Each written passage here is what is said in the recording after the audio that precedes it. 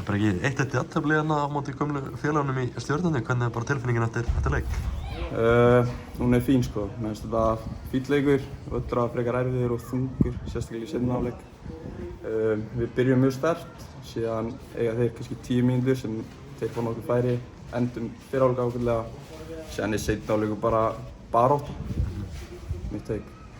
Svona, eins og segir, þið byrjuðu leikinn heldur vel, komast þeir einhvern veginn inn í þetta, en svo endi seinni hálfleikin vel á þessu marki inn fyrir hálfleik. Kannski vont að fá þetta mark á sig bara beint í byrjun seinni hálfleiks.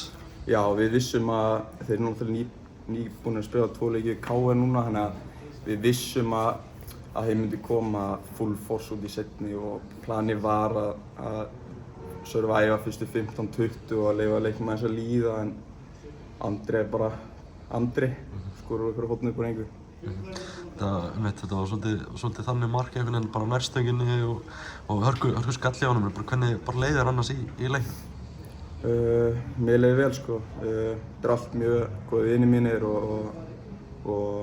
já, þannig að já, mér leiði mjög vel og við spilum prísir svo leik við á, þannig að þá svona fekk maður að mæta þeim sem ekki liðsfélagi einhvern veginn og þannig að bara business fótbolti. Sérst þetta að mæta vinnu sínum inn á vellinum sem þú varst vanur að æfa og spila með? Já, það er smá í þessu og þú tekur hlutunum aðeins persónulegri eins og þegar Jói reynir að fiska út af 5-6 sinnum, ja 3 kannski eða eitthvað. Þannig að maður tekur hlutunum aðeins öðru í þessu og þetta er aðeins persónulegra en þetta er svona bara fótbolti. Það var einn tæklingarna í seinni hálfleiknum sem fær kannski aðeins hátt með fótinn og hann var ekkert nægilega sáttur með Jói. Hvað svona gerðist hann? Ég renn smá og þetta lítur gett illa út og ég sé Jói horfa á mig og glotta eiginlega bara og síðan byrjar hann að öskra og ég eitthvað Jói ertu því eitthvað blá blá en síðan þá brosti hann einhvern veginn og síðan byrjar hann aftur að öskra þannig að þetta er bara business sko. Þið er bara góður eftir leikinn? Já, hann er mjög góður vinur minn og mér þykir mjög vænt um hann. En bara svona fyrstu vikurnar og mánuðirnir í Keflavík, hvernig hefur þetta verið? Mjög fínt. Maður bara býr hérna núna og er komið vinnu og fólk er búin að taka vel á móti manni og já, þetta er bara búin að fara ágætlega af stað. Við hefðum viljað vera með 10-13 stig kannski en framistæðin búin að vera fín þannig að við höldum bara þessu áfram. Hvað ertu að vinna með boltanum? Ég er á sambýli og að vinna í skóla. Það bara passar allt saman vel með? Hvað segirðu? Passar allt saman vel með? Já, maður reynir að busy. Best að vera busy. Nákvæmlega. Bara svona framhaldið á ykkur, hvernig bara líst þér á það?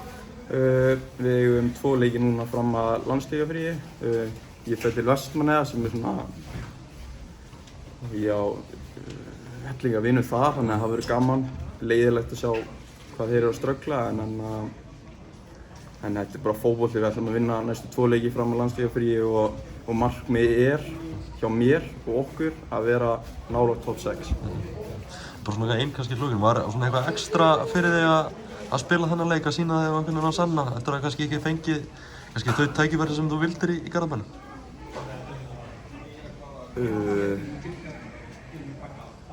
Nei.